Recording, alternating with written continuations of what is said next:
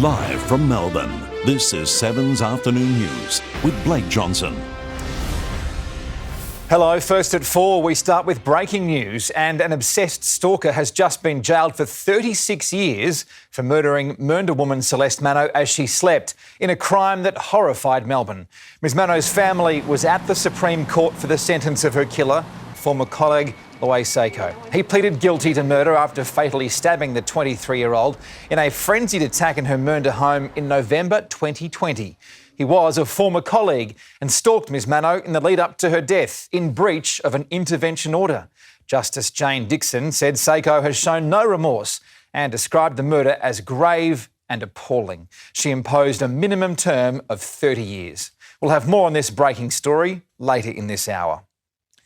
Up to 170 homes have been saved from a grass fire in our state's west during extreme conditions. The blaze burned through 110 hectares and, as Cassie Zervos reports from Ballarat, it's being treated as suspicious. A police investigation is now underway after authorities revealed a bushfire that started in the state's southwest last night is being treated as suspicious. Fire crews say because there was no dry lightning or risk factors in the area at the time, the Daryl fire has now become a criminal investigation. But in good news, the Bayandine fire, which has been burning west of Ballarat for a week, has been contained. Today the Premier visited our first responders, including hundreds of firefighters, to pass on her thanks to their tireless efforts. More than 500 firefighters, both from New South Wales and Victoria, have spent the past few days battling both on the ground and in the sky to stop the rapid spread, as thousands in the Wimmera region were forced to evacuate their homes. The firefighting efforts for that, the immediate attack, was remarkable. We had aerial assets, we had around 13 or 14 aerial assets immediately deployed, and we had fire on the ground assets deployed, 60, 70 tankers on the ground there within 60 minutes. They were able to protect homes. The advice I have is around 117 homes were protected from being burnt. They were putting the fire out on the doorstep, on back pergolas, in backyards, in front yards. Although authorities say the worst is now over, residents are being urged to continue monitoring the Vic Emergency app. A convicted sex offender released by the High Court last year has been arrested and charged with fresh sex offences in Richmond. Police say a woman was allegedly assaulted and another was stalked on Tuesday. The 43-year-old man was arrested yesterday and appeared in court this afternoon. The matter was raised in Parliament. Prime Minister, the Immigration Minister is a disaster. His decisions have put Australians at risk, and women in Victoria are alleged to have been sexually assaulted. When will you show leadership, stop being so weak and sack this minister? Yeah. We are not in a position to defy an order of the High Court. Order, members on my left. And no one is suggesting that they should do that. The man was one of more than 100 foreign criminals released from detention last November. Security cameras may have captured the sound of 3 gunshots being fired the night Sydney couple Jessie Baird and Luke Davies were murdered. Mardi Gras organisers have confirmed there will be a tribute to the pair this weekend. Robert Avadia has the latest. Well, it's 10 days now since Jessie Baird and Luke Davies were killed in this Paddington Terrace behind me, and 8 days after that, their bodies were finally found. Only now, a couple of days later, are friends now willing to, I guess, share some stories and grieve publicly, acknowledging that in fact the men are dead, no matter how grim it had seemed over the past 10 days. Today we were at Coogee Beach, where we caught up with a couple of Jessie Baird's friends. I still have this hope that he's going to walk through the doors and parade through and start, singing and dancing. Jessie was alive, he was vibrant. It is horrible having to balance the grief and mourning someone while still trying to celebrate their life. Before that interview, the friends said they would not be talking about Beau Lamar Condon at all. He is, of course, the police officer who is accused of this heinous crime, even allegedly using his own service pistol to kill the 2 men. Yesterday, it was revealed that he had allegedly stalked Jessie Baird in the weeks leading up to this. That includes sabotaging his car, keying his car as well, and also possibly a break-in. We've been speaking with organisers of the Mardi Gras. They suggest that there probably will be a tribute to Luke Davies and Jessie Baird at the parade. Having said that, it wouldn't necessarily be a float, and at that parade the police will be marching. The politics of that was worked out yesterday. I'm advised the police commissioner, Karen Webb, this is a very important issue for her, she will be marching along too. 9 thrill seekers have walked away from a bumpy hot air balloon landing in Melbourne's northeast. The balloon was descending towards an empty block in Greensborough when a gust of wind pushed it into a tree. Emergency crews were called, but everyone on board escaped unharmed. The same cannot be said for the hot air balloon. Calls are growing to name the former politician turned traitor accused of selling out his country to a foreign regime. Live to Rob Scott in Canberra. Rob, Australia's spy chief Mike Burgess made the shock revelation.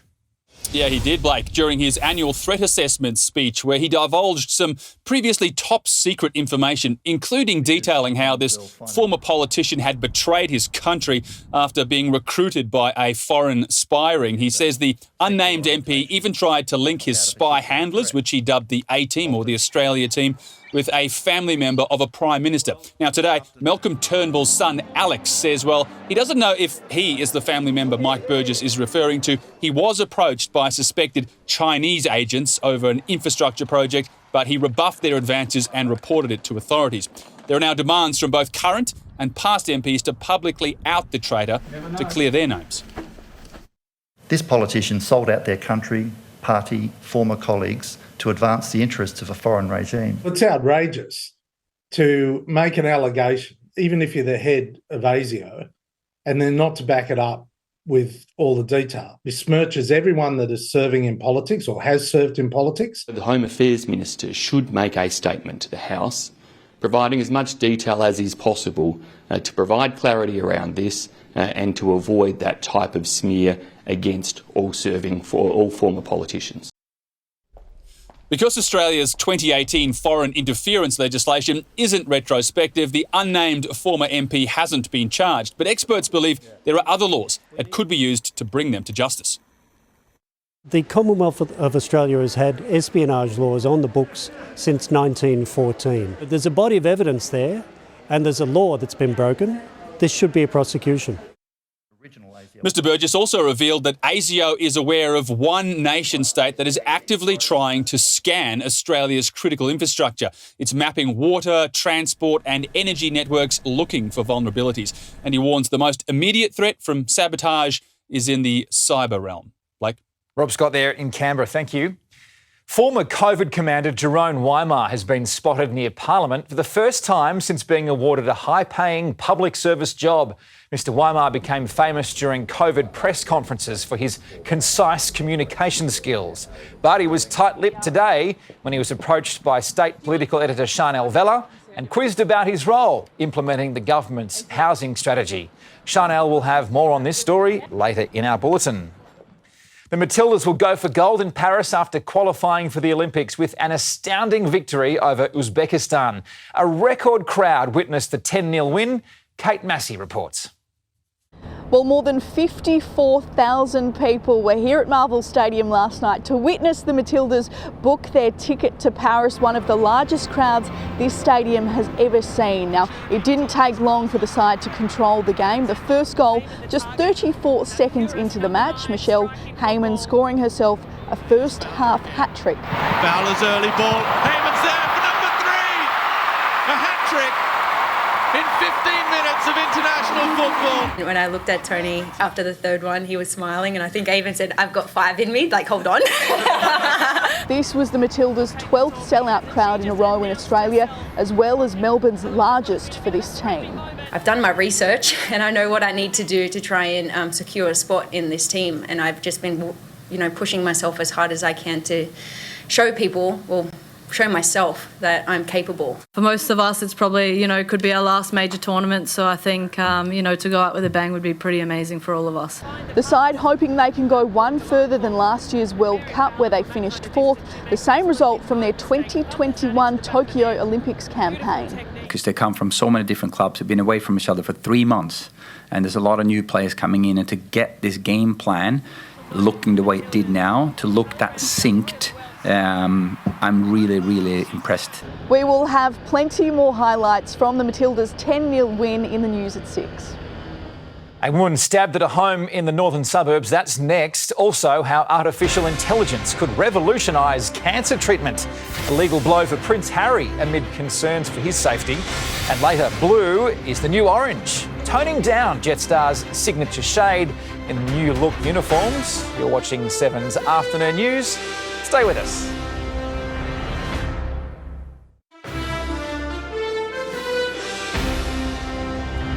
Life-saving cancer treatment could soon be fast-tracked as Melbourne scientists use artificial intelligence to speed up vital processes.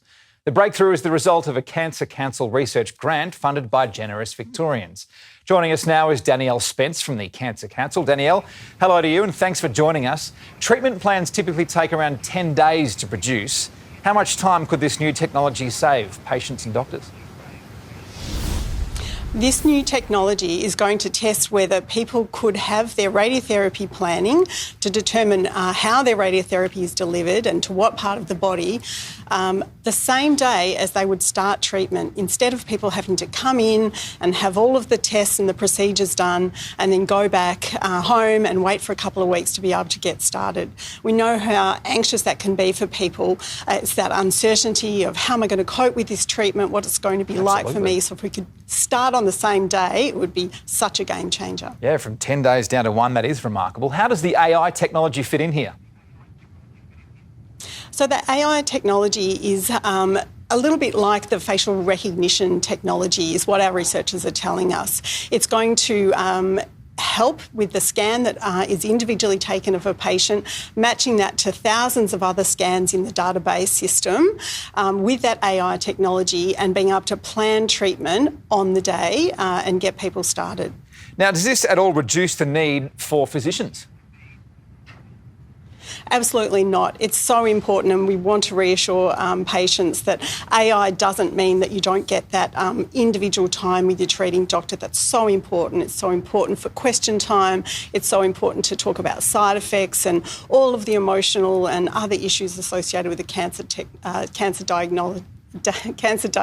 Sorry, Yeah, there are things it's that a technology that's going to, help in the planning process. Now, 10 other projects have been awarded grants under this $4 million funding package. What's some of the other research underway? There's research across a whole range of cancers. Some of it is very lab-focused, very detailed, looking at specific parts of a tumour and how we can treat that. But there's also other types of research that we're doing, for example, thinking about the bowel screening process and how people get a bowel screening kit in the mail that's at the moment a two-step procedure. Can we make that a one-step procedure to try and increase participation in screening? So we know only about 40% of people aged between 50 and 74 do that bowel screening test when it comes in the mail. We'd love to see if we could make that simpler and easier for people. There's another research study that's looking at an Australian first database of DNA matching to GP records, and that might help GPs to be able to use DNA to diagnose cancers early when someone first comes into their surgery with symptoms. All right, some very real developments there. Danielle, thanks for your time this afternoon. Thanks so much. A woman has been rushed to hospital with serious injuries after she was stabbed in Melbourne's north. Emergency services responded to reports of the assault on Spring Street in Reservoir around 10:30 last night. Police say they are investigating. Prince Harry has suffered a defeat in Britain's High Court. The Duke of Sussex failed to overturn a previous ruling which saw his security status in the UK downgraded. Here's Europe Bureau Chief Hugh Whitfeld. Next stop for the Duke of Sussex, the UK Court of Appeal, with his lawyers saying he still hopes to obtain justice. Trips to the UK by the Sussexes are exceptionally rare these days. Harry spent less than 24 hours in London to see his cancer-stricken father. He has posted in the last few hours a video online sending a message on behalf of a UK charity from California. For years now, Harry and Meghan have complained they are at risk in Britain after a decision to strip them of what is essentially the gold standard automatic royal level protection when they quit royal duties in 2020. In this case, the Duke's lawyers argued among the reasons why they need that level of protection, the fate of Harry's mother, the late Princess Diana, and apparent threats from Al-Qaeda after Harry revealed his Taliban kill count in his book Spare. The UK government committee that makes the decisions argued that because Harry and Meghan are no longer full-time working royals, that decisions about their security will be made in a bespoke manner and a case-by-case basis, and the court agreed. It's likely this has been a costly process for Prince Harry. The expectation is he spent around $2 million Australian dollars on legal fees alone, with 2 other big cases against 2 newspaper groups here in London still pending. Sport is coming up after the break with details of a big re-signing for a young star. Also, Cameron Green provides a steady hand for the Aussies on the first day of the test against the Black Caps. And the real-life superheroes with a need for speed. This is 7's amazing afternoon news. We are live from Docklands. Live from Melbourne, you're watching 7's afternoon news. It is 24 in the city right now, and Jane Bunn's here with the forecast later in this hour. Theo Doropoulos is here with sport. Theo, a boost for the Roos ahead of the season. Well, Blake, good news indeed. Rising star Harry Sheezel has extended his contract for another 3 years until 2030 in a massive coup for the club. Last night, though, Melbourne captain Max Gawn released a bit of early pressure on the Demons after a turbulent off-season, starring in a 38-point win over Carlton. New recruit Caleb Windsor all but locked in his opening round debut. Can he steady and finish? Oh, he's showing a bit, this youngster. He'll be playing in opening round. Jesse Motlop copped a toe injury in the first quarter for the Blues but didn't return. He is expected to be fine for opening round. Well, the next generation at Geelong will have their chance to impress early this season with Cam Guthrie sidelined for the next 10 weeks. Veteran Mark Blitzarves is hoping the younger brigade will step up in his absence. We've seen the guys that run through there in the midfield. I'm really looking forward to seeing what Jai Clark, Tanner Bruin, Jack Bowes has been really good this pre-season. Those guys to run through to complement Axe and Pat. The Cats take on the Bombers tomorrow night in their final practice match of the pre-season. We'll have those teams tonight in our bulletin at 6 o'clock. Well, Cam Green has top scored for Australia on a tough opening day of the first test against New Zealand at the Basin Reserve. A century since moving up to opener still eludes Steve Smith, though. He was caught behind for 31. Usman Khawaja followed for 33. Brilliant black cap bowling on a green top triggered an Aussie collapse. 4 for 28. Mitch Marsh went down swinging on 40. High on the bat, and it's a big wicket. Green notched his 7th Test half century. Australia 7 wickets down, but well over 200, approaching stumps on day 1. Michelle Heyman has leapt to the front of the list to replace Sam Kerr for the Paris Olympics. The 35-year-old veteran scored 4 goals last night against Uzbekistan in just her second match back from an 8-year absence. We're very similar in certain ways, but I play my own game as well. I do believe in my ability, and I know how hard I've been pushing myself to, get here, but I'm not stopping. The squad will need to be trimmed from 22 to 18 after the draw for the Olympics, which takes place next month. In the FA Cup, Chelsea booked a quarter-final berth with a 3-2 win over Leeds, scoring in the 90th minute. Gallagher. It's Gallagher who's won it for Chelsea. Made the space for himself and planted Chelsea into a 3-2 lead. Manchester United also left it late, scoring in the 89th minute to defeat Nottingham Forest 1-0. Liverpool rested a host of stars, but still eased past Southampton 3-0. That's our look at sport for the afternoon. Blake, plenty more to come tonight. Footy all heating up, practice games, and then next week it all kicks off. Are you ready? Can't wait. Opening round, yes. Got to get Brilliant. Yes, can't wait for the first match here in Melbourne too. Going to be great. Theo, thank you very much. It looks more like a scene out of a Marvel movie than a sport, but this is the world's first jet suit race, whizzing through the air and dodging obstacles like superheroes. 8 pilots competed along Dubai's harbour. Launched in 2017, the jet suits can reach speeds of up to 129 k's an hour and can fly across most terrains. Ouch. A callous stalker jailed over a crime that shocked Melbourne. Next, the latest from court as Celeste Mano's killer is sentenced. Storms, then fires, how farmers are struggling through a summer of disasters. One of our highest profile public servants is quizzed about his new job, and why a tech giant has pulled the plug on plans to create an electric vehicle. We're back in just a couple of minutes.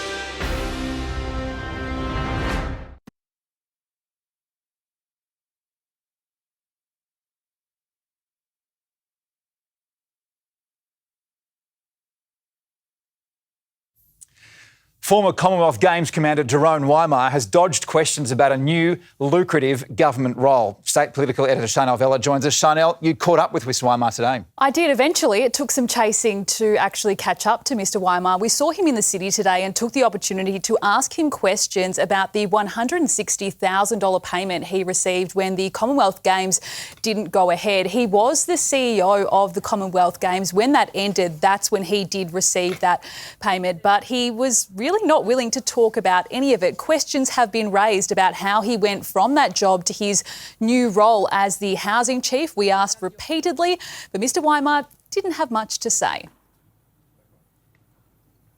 Do you understand, I guess, why people are concerned about how you got the role? No comment. Is it pass the pub test to get that big of a payout? No comment. How much, I guess, work have you done in your current role? No comment.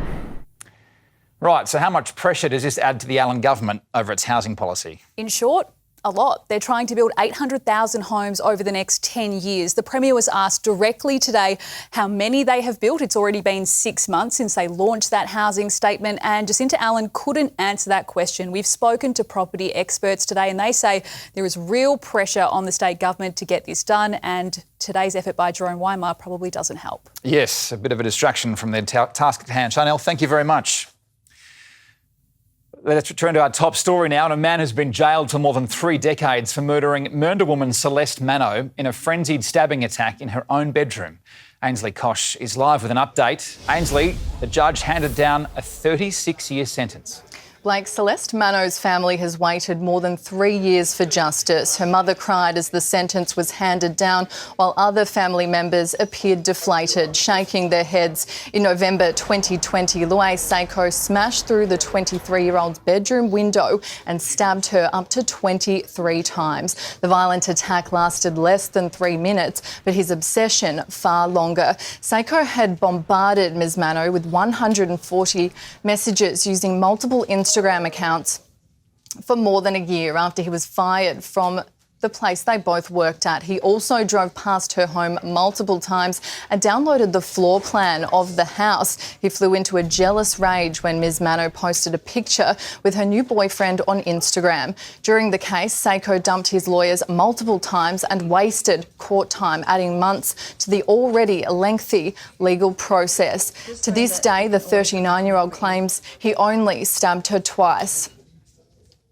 Now, during the hour-long sentencing, Seiko kept his head down and avoided the family's gaze. He will be eligible for parole after serving 30 years. With time served, that means he's eligible for release in November 2050. Blake? Ainsley Kosh in the newsroom, thank you.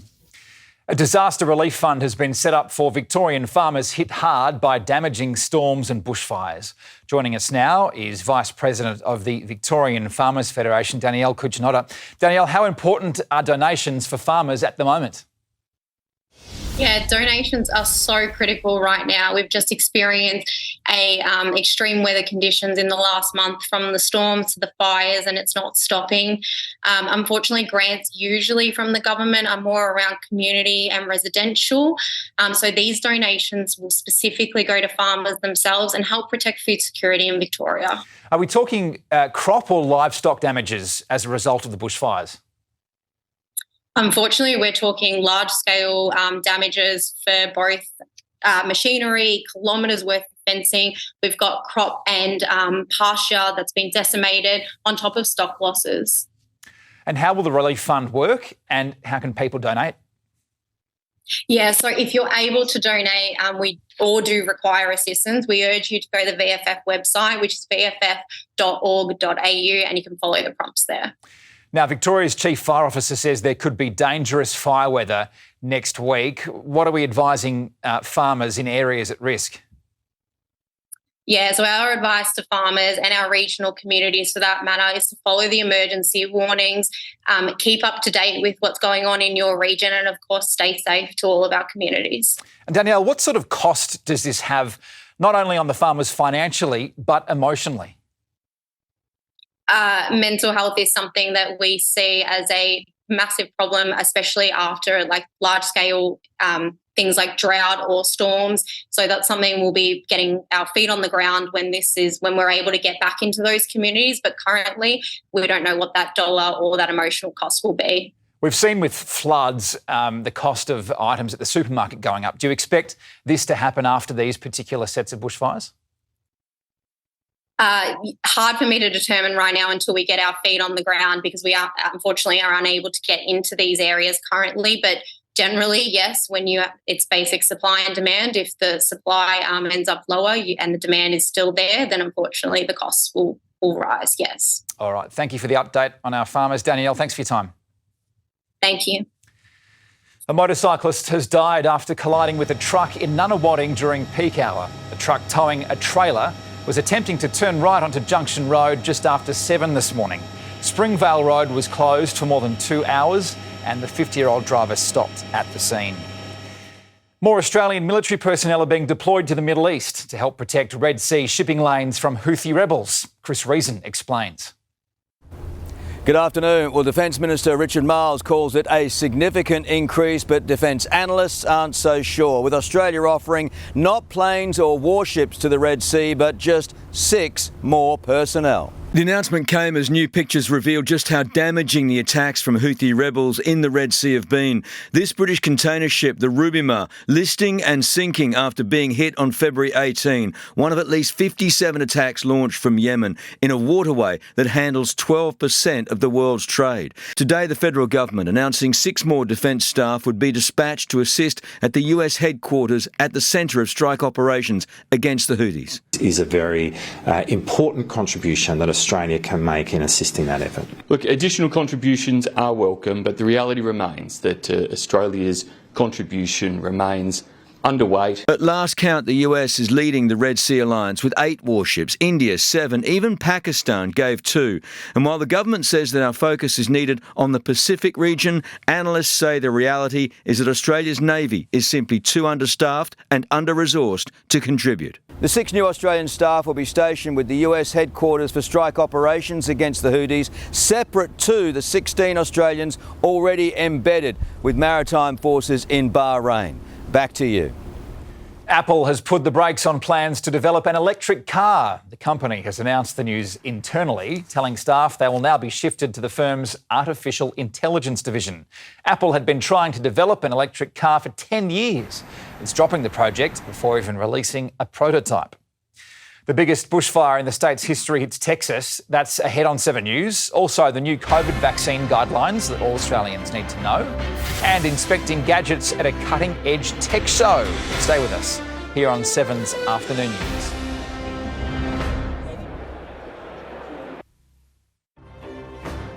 The federal government has introduced new COVID vaccine guidelines encouraging all Australians to get a booster shot every 12 months. It follows a surge in cases as a new variant becomes dominant in Victoria. Joining us now is Dr Rod Pearce from the Immunisation Coalition. Rod, hello to you. We've seen an increase in COVID hospitalisations across Victoria over the past week. Do you think this new recommendation comes at a good time? Yeah, it's a reminder to us that the virus is still around. It's still causing havoc. It's still killing people. And maybe there's a bit of people just getting used to the idea it's around and forgetting how nasty it is. And if you haven't had a vaccine or the virus in the last 6 months, you should be considering where you fit on the risk profile and having a think about whether you should have a vaccine. Well, speaking of that risk profile, adults over 65 and people who are immunocompromised, there's been some changes in terms of the recommendations for them. What is this advice and do you think it's necessary? Well, as a general rule, anyone who's more than 6 months since they've had an infection or a vaccine, and that causes the hybrid exposure, anyone who's more than 6 months should think about it. If it's over 12 months, we'd definitely recommend it. But at 6 months, you should consider where you are on that risk profile. Talk to your doctor, talk to your health provider, decide whether it's appropriate to give it to you at 6 months and whether it's available. But really, we like to remind people, if it's more than 6 months, then you should be thinking about whether you should or shouldn't be having the vaccine. So rethink it, and these guidelines are a good reminder. Rod, the latest surveillance report for COVID-19 shows there's a new variant rapidly circulating. What do we know about JN1? Well, internationally and locally, we've had a view on how to handle the new variants. And so we've gone from mixing two variants in a vaccine to actually saying it's better to follow one particular subtype that's going to cover all the variants that are circulating and to have that vaccine. So the current recommendation is to have a vaccine that's a one type, but it's a stronger vaccine that will cover the types that are circulating. So we'll be covered by the present vaccine, and we're, instead of having a combined two, maybe if you like, the 2 weaker doses, we're going for a single dose, a stronger vaccine. So the current vaccine will cover it, but people should have the latest vaccine that's on offer. It's become relatively standard to get the annual flu shot. Do you think the same will happen with the COVID vaccine and maybe at the same time? Well, there's a challenge to actually separate two different diseases. I think the good news is we've got the data that says you can have the vaccines at the same time, so you shouldn't put off either the flu or the COVID. But COVID comes in waves that don't synchronise with the winter, so it's important to think about COVID separately. It's also important to remember that COVID is not a serious disease in children as it is in adults, whereas flu is actually a nasty disease, and we've got safe vaccines for what is potentially a nasty flu is potentially a nasty disease in children. So flu should be, reminder, flu vaccine in children because a nasty disease. COVID, not so serious in children, but as you get older, if you've got specific illness, then the COVID vaccine, the COVID illness, the risk has to be considered. All right, Rob, good on you. Thanks for your time this afternoon. Thank you. Texas is being scorched by one of the largest wildfires in the state's history. The blaze has burnt through more than 200,000 hectares and is not yet contained. Roads are closed, power cut and residents forced to evacuate as a precaution, but it is hoped that rain forecast tomorrow will bring some relief. Pope Francis has been taken to hospital after telling worshippers at his weekly audience he has the flu. His Holiness spent an hour at a hospital in Rome undergoing tests, having already scaled back commitments in the past few days. It is the latest in a series of health battles for the 87-year-old pontiff. 81-year-old President Joe Biden has undergone his annual physical examination, with the test drawing keen interest from Americans ahead of the November election. Here's US Bureau Chief David Woiwod.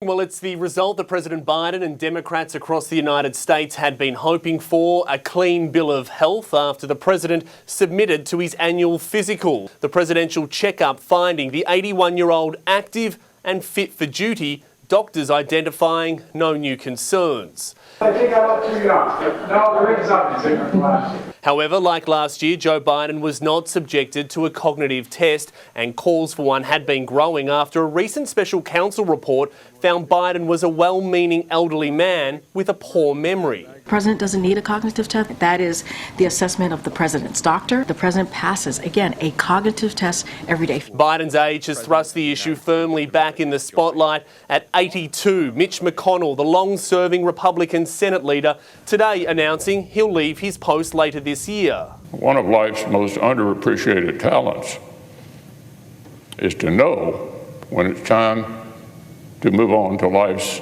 next chapter. Under pressure from Trump-aligned factions within his own party, and months after his own health battles, a concussion followed by 2 public freezing episodes, McConnell may be calling time on the top job, but has vowed to stay in the Senate until well after his 85th birthday.